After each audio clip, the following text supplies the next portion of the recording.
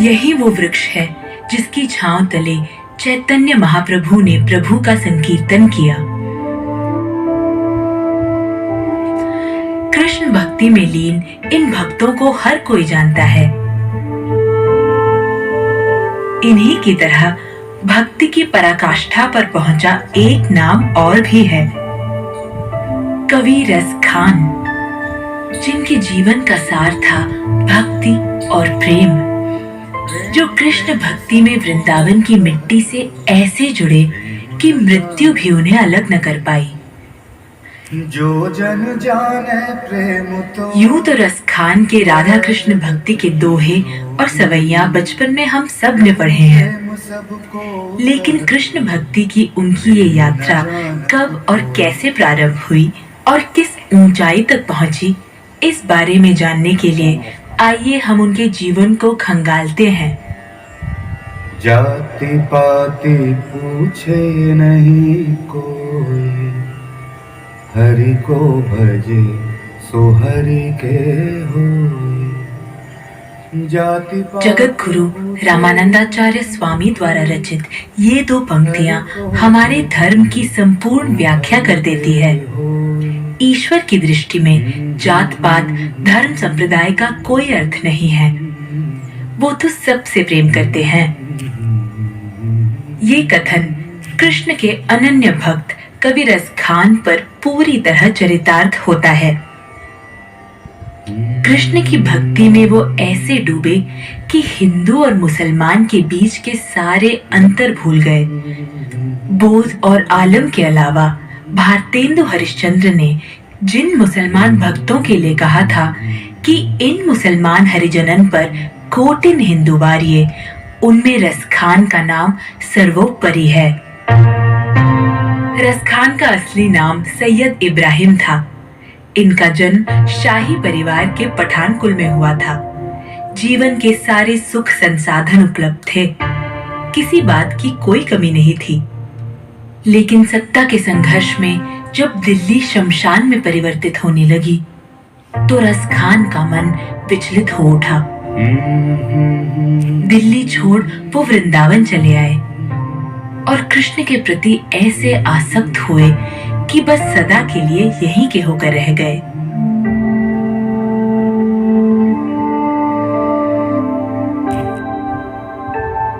रस खान कृष्ण भक्त कैसे बने, इसकी भी कई कहानियां हैं।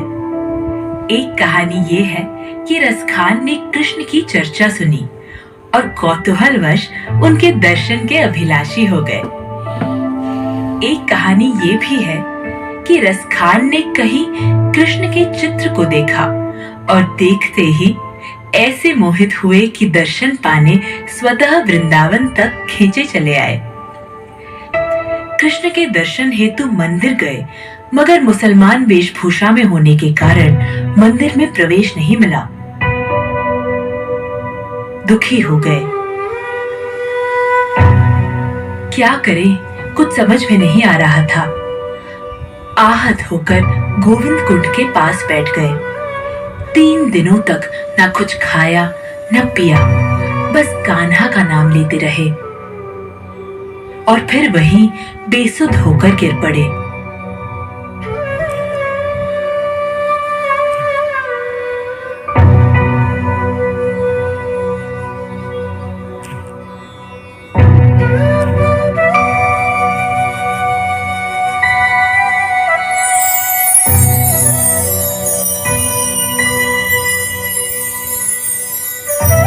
श्री कृष्ण ने उन्हें दर्शन दिए, साक्षात, और द्वारपाल के अनुचित व्यवहार के लिए क्षमा भी मांगी।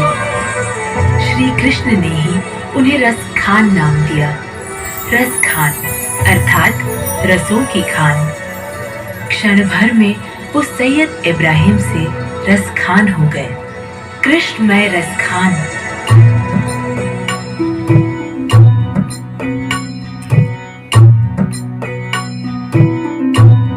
ब्रज के गोकुल और गोवर्धन इलाके में रस खान को संतों का सानिध्य मिला, जहां वो कृष्ण भक्ति में लीन होकर कृष्ण भक्ति के गीत लिखने लगे। यालकुटियरु कामरिया पर राजती हूँ पुर को तजडारो। उनकी लेखनी में कृष्ण के रूप माधुर्य, ब्रज महिमा, राधा कृष्ण की रासलीलाओं का अद्भुत वर्णन है। रसखान भक्ति और श्रृंगार दोनों ही रसों में पारंगत रहे।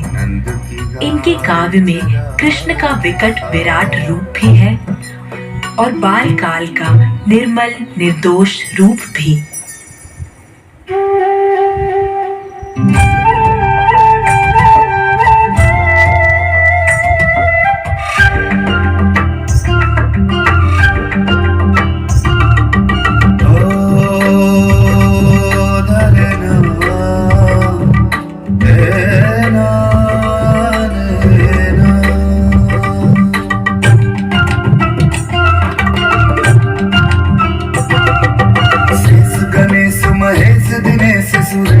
जाहि निरंतर गावे,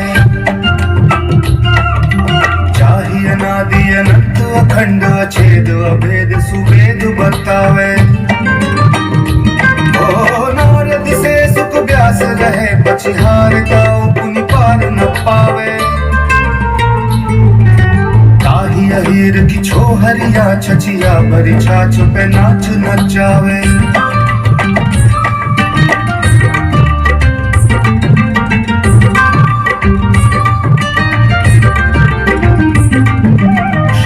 से सुर जाहि बजय चतुरानन, ध्यान में धर्म बढ़ावे।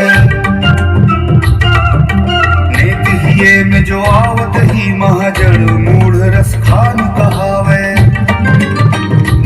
ओ जा पर सुंदर देव वधु, नहीं भारत प्राण अबार लगावे। आहा ताहि अहीर की छोहरिया छचिया भरी छाछ पे नाच नचावे। ताहि अहीर की छोहरिया छचिया भरी छाछ पे नाच नचावे। ताहि अहीर की छोहरिया छचिया भरी छाछ पे नाच नचावे।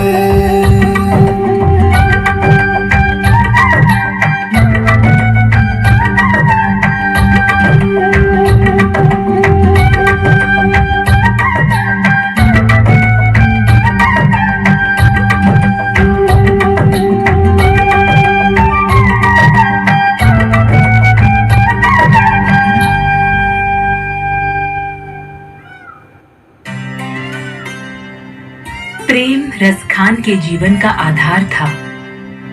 उन्होंने अपने जीवन की सार्थकता तभी जानी जब वो कृष्ण प्रेम में रत हुए, आतुर हुए।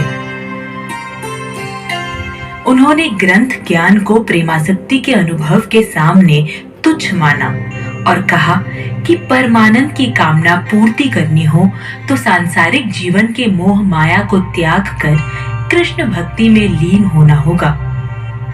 यही जीवन का सबसे बड़ा सुख है। कृष्ण भक्ति में लीन रसखान हृदय की गहराइयों में उन्हें अगला जन्म चाहे जिस योनि में भी मिले, पर उनकी जन्मभूमि ब्रज ही हो।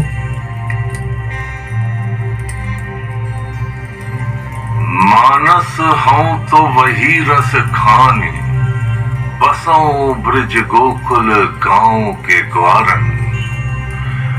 जो पशु हों तो कहाँ बस मेरो, चरों नित नंद की धेनु मझारन। पाहन हों तो वही गिर को जो, धर्यो कर छत्र पुरंदर धारन। जो खग हों तो बसेरो करो, मिली कालंदी कूल कदम्ब की डारन।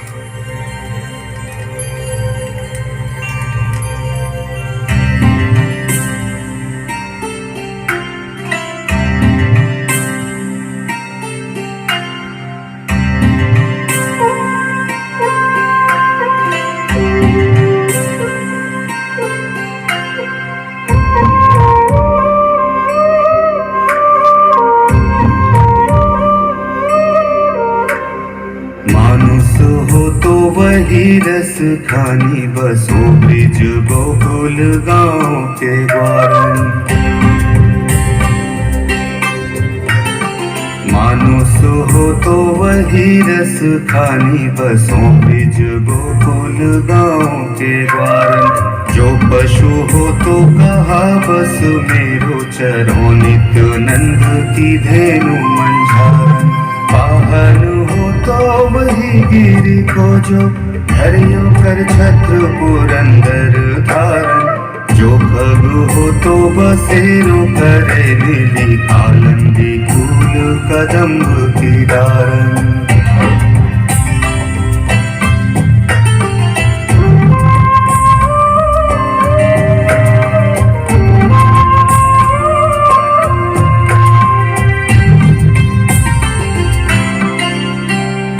मोर पखा सिर ऊपर राखी हो गुंज की माला गरे पहरोंगी। मोर पखा सिर ऊपर राखी हो गुंज की माल गरे पहिरोंगी। ओढ़ी पीतांबर लैलकुटी बन गोधन वारनी संग फिरोंगी। भावो तो वही मेरो रस खानी सो तेरे कहे सब स्वाद करूंगी। या मुरली मुरली धर की अधुरान धरी अधुरान धरूंगी। मानुष हो तो वही रस खानी बसों ब्रिज गोकुल गाँव के द्वार।